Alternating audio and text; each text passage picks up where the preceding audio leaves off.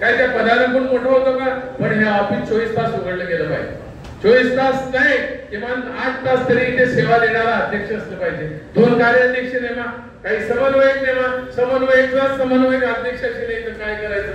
त्यामुळे युवकांच्याही संदर्भामध्ये काही बदल बाईसाहेब आपल्याला करावा. तुम्ही जो द्याल तो ओबीसी चेहरा, तुम्ही जो द्याल तो उपाध्यक्ष मुस्लिम.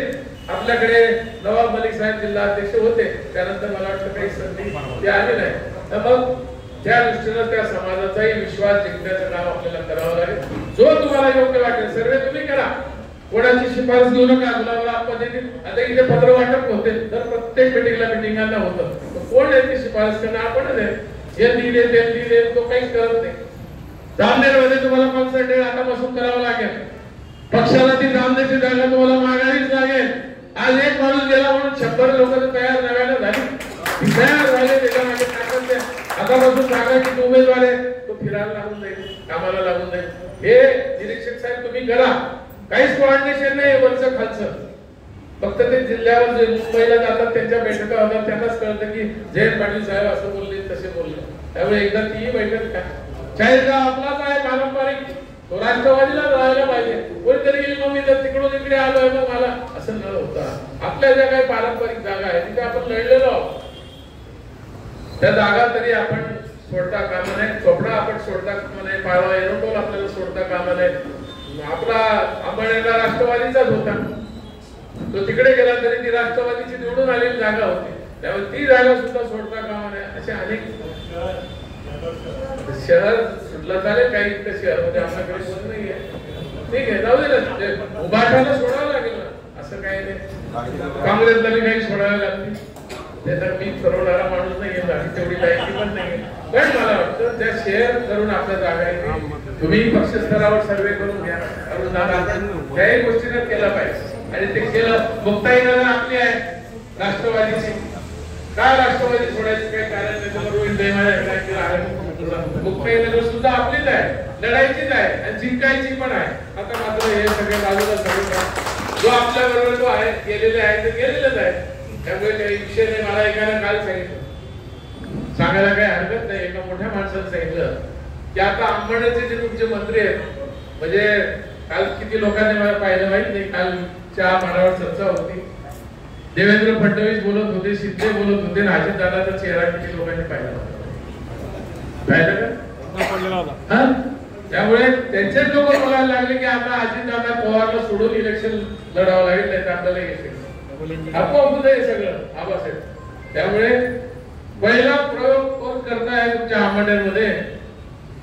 अजितदादाच्या नावात निवडणार नाही म्हणून तुमचे मंत्री, तुमचा आमदार काल जाऊन आले शहर पाटलाकडे. थोडेसे आपले आहेत जुने संबंध, ते सांगतात की तिथून लाईन सुरू झाली आहे. उद्या अजित पवारला पहिला सोडणारा माणूस कोण असेल तो अनिल पाटील असेल, हेही सांगतो तुम्हाला. तिकडे जाईल बोलायची सवय, सगळे काढा माझा काढू दे, मला काही सतीश अण्णा खमके आहे, मी बी पवार आहे, अजित पवार मी शरद पवारचा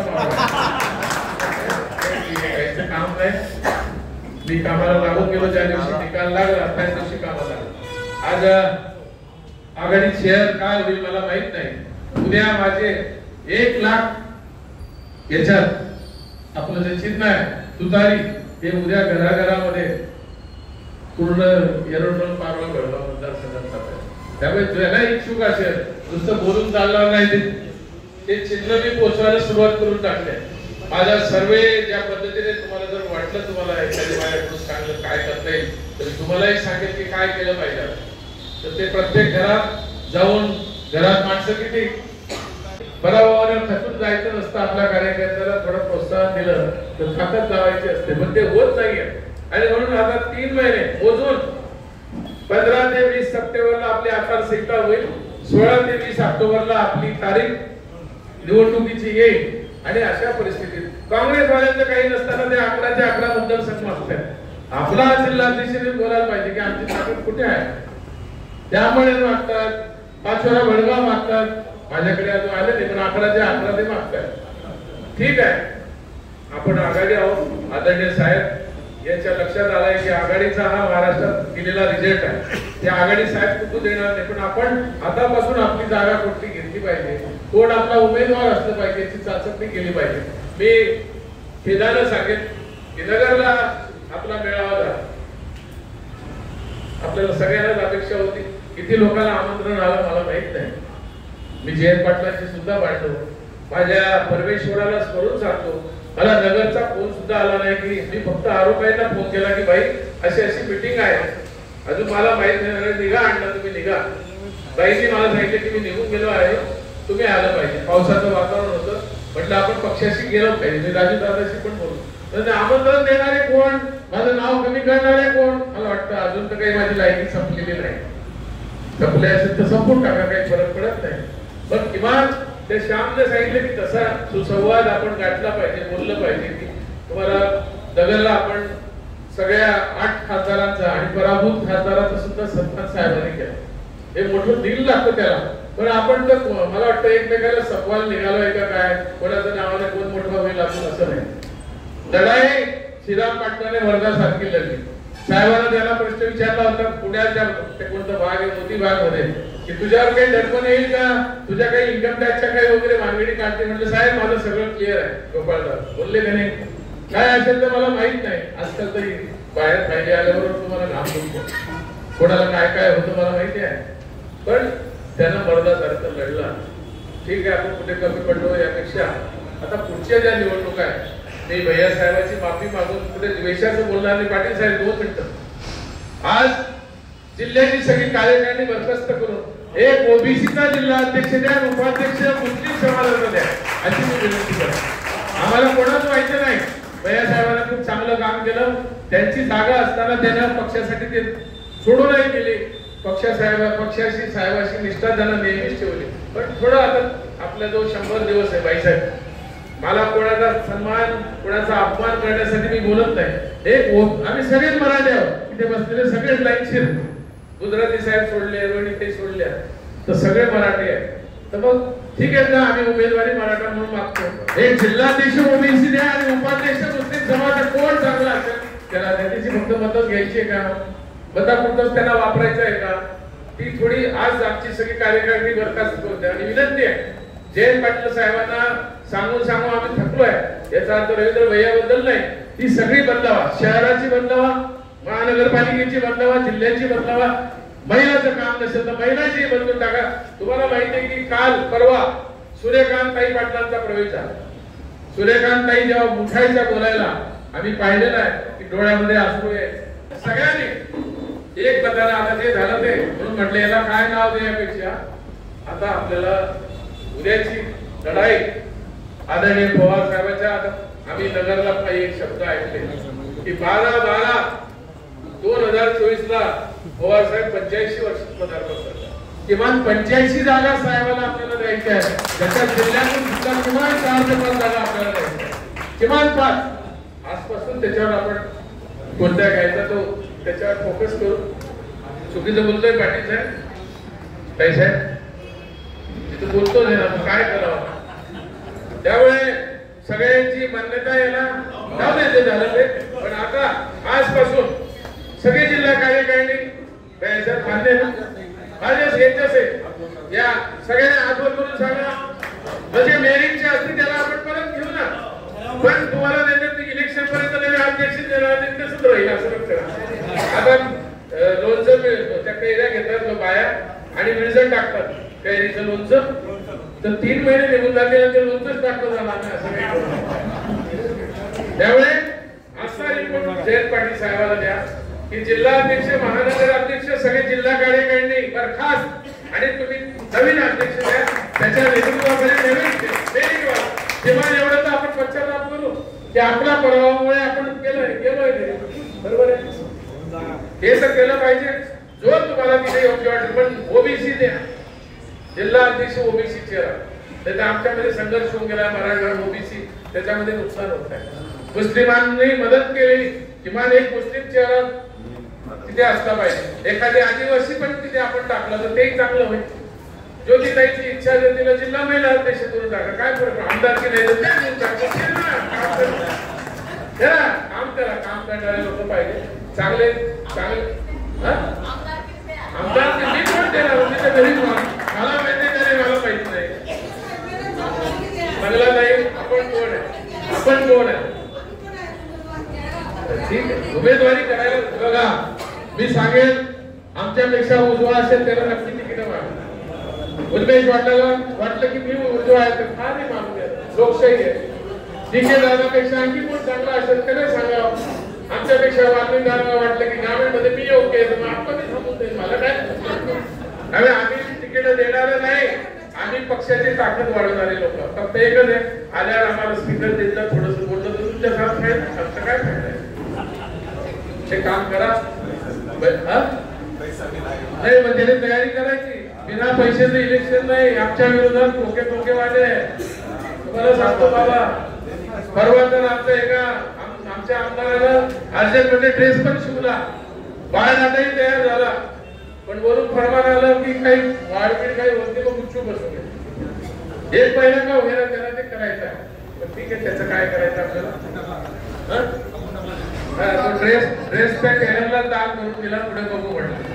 तर तयारी मात्र पक्ष काय ती मला माहित नाही, पक्ष देतही नाही. माझा स्वतःचा 30 वर्षाचा अनुभव आहे. पक्ष काहीच देत नाही, श्रीरामपाटील देता का, काहीच देत नाही. ते साहित्य वगैरे मिळेल आपल्याला पाटील साहेब, पण त्याला उभं राहायचं असेल, त्याला सांगायचं नाही जयंत पाटील साहेब क्या लगाएंगे, असं होत नाही. त्यामुळे मी स्वतः विकासला बोललो, काही गडबड करू नको, काही देत नाही, थांबून जाऊ. तयारी करायची असेल ती करा. समोरच्याला 100 लागतं, आपल्याला 25 तरी पाहिजे. गुलाबराव पाटलाला 50 कोटीचं बजेट असेल, आपलं किमान 10चं असलं पाहिजे, हे मी सांगतो. त्यामुळे काय गाण ठेवायचं, आपण एकदा फिरून पोरांसाठी काही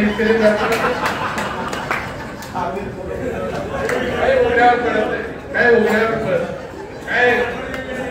काय वेगळा विषय घेतला की थोडं बोर झालं, ठीक आहे. पण मला वाटतं ही लढाई आहे, ही लढाई करायची ना आपल्याला सगळ्यांना. आता याला माझ्या मताला सगळे सहमत आहेत का, अध्यक्ष जिल्हाध्यक्ष सगळ्यांनी आज राजीनामे तुम्ही घ्या आणि 8 दिवसात नवीन अध्यक्ष पाहिजे. अन्य वोट देता येतो, तुमचा अधिकार आहे. म्हणजे लांबलेले 4 शब्द संपवतो, काही चुकून बोलतो, विनोद कामच करत नाही आपण लोक, कसं काय होईल असं. नाव विनोद कराड कमी पडलो आपण गावात, ठीक आहे, करू नका. आता लढाई जी आहे जिंकायची आहे. किती दिवस गुलामगिऱ्या करायच्या, किती दिवस गिरीश महाजनचं तोंड पाडतात, किती दिवस गुलाबरावचं तोंड पाहतात. आमच्या सारखी चांगले चेहरे आहेत, त्याचं तोंड पाहण्यासारखं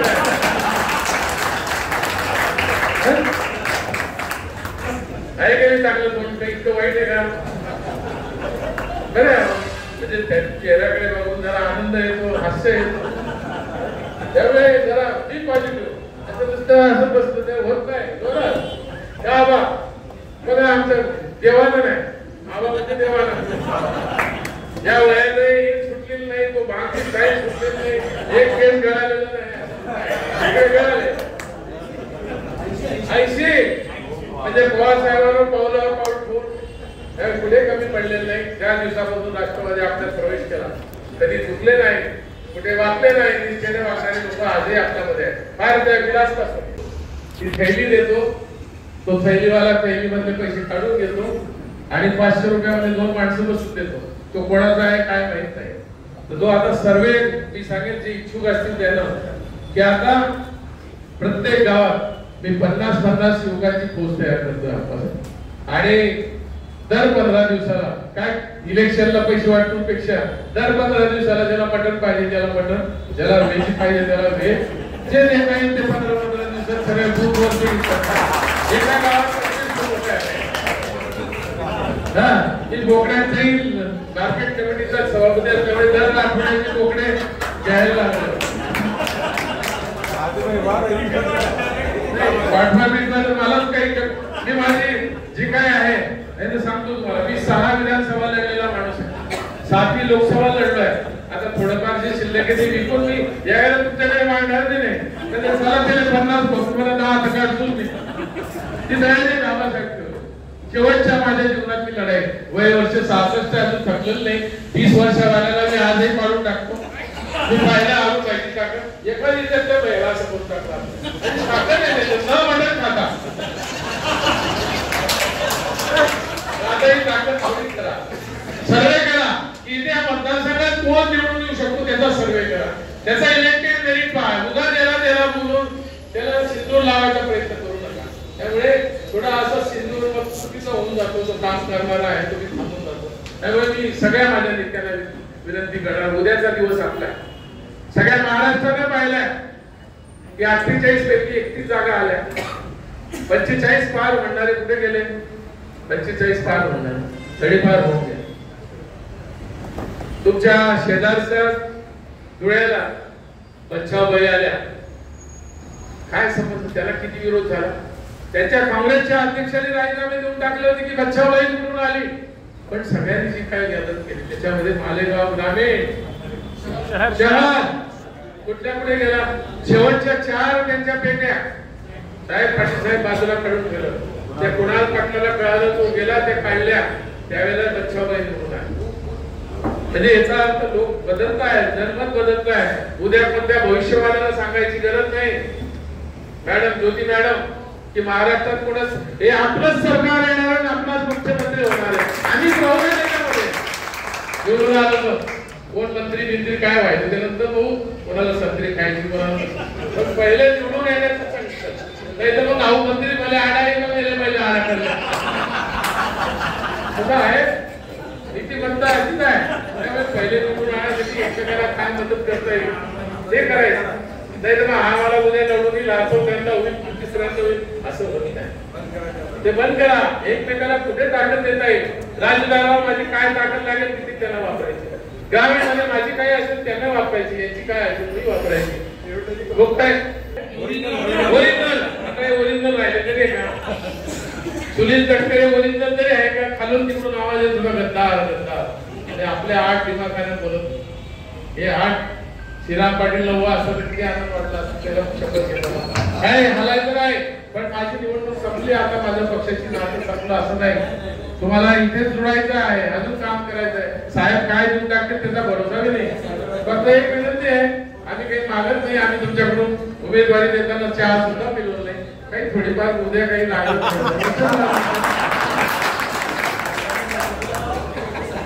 त्याच्यावर दुर्लक्ष केलं ते ठीक आहे मी गोपाल दर्जीकडे वशिला लावेल काही लागत नाही एबीपी माझा उघडा डोळे बघा नीट.